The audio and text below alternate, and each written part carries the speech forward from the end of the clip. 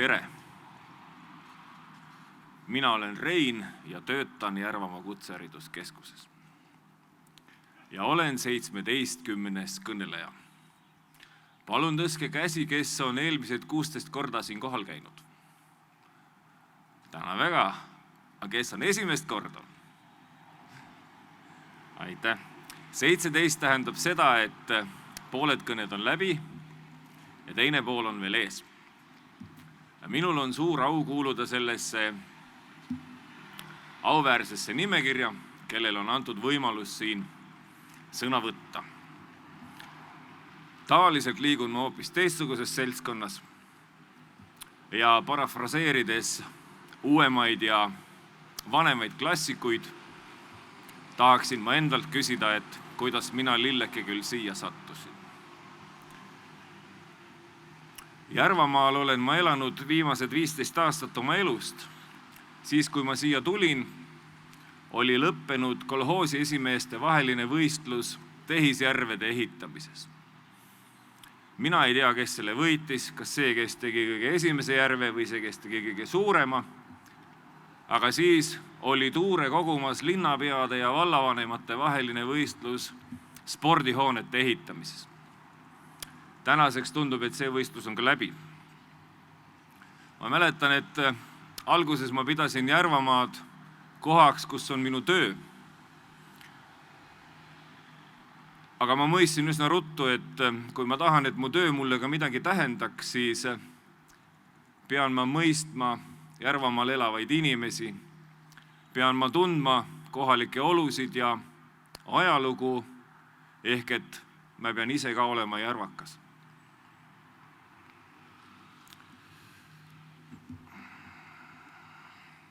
Paide teatri noored on tulnud siia mujalt ja vaadake see, mida nad praegu siin korraldavad, näitab, et ka nemad tahavad olla ja on järvakad ja suur tunnustus teile, sõbrad, selle eest.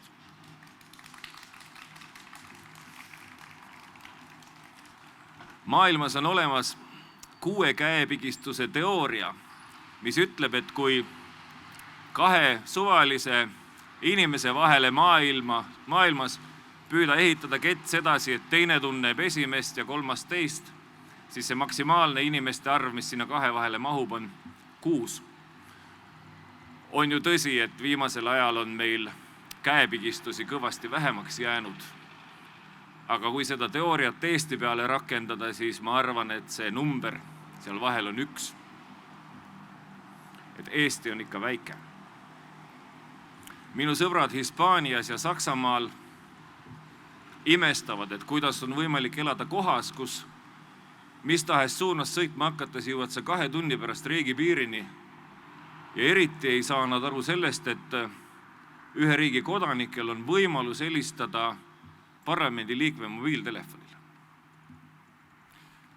Eesti on väike, aga oma väiksusest on ikkagi väga erinev. Minust sai järvakas väga ruttu tänu sellele, et siin olevad inimesed suhtusid minusse hästi. Aga minu Värskast pärit sõber läks pärast ülikooli tööle Saaremaale ja ta räägib siiamaani, et aeg-ajalt talle tundub, et teda ikka veel peetakse mandrimeheks.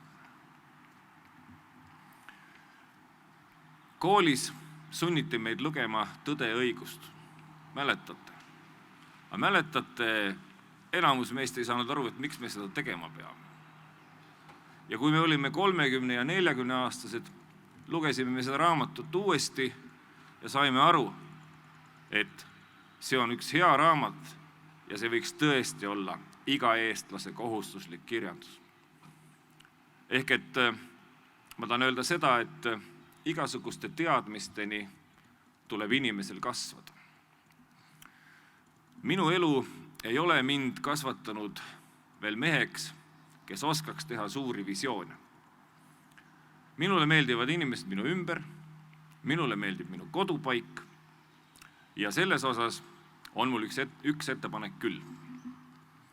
Aga enne kui ma selle ettepanekuni jõuan, räägin ma teile loo, kuidas ma sõitsin mõni aasta tagasi Kaliningradis taksoga. Taksojuhiks oli nooremas keskeas kaukaaslane. No läks jutuks nagu ikka, maailm on suur ja lai, kust keegi pärit on.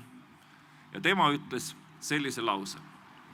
Ma ei ole juba rohkem kui 10 aastat käinud oma kodumaal, aga ma tean, et minu kodumaa muutub iga päevaga üha ilusamaks ja ilusamaks.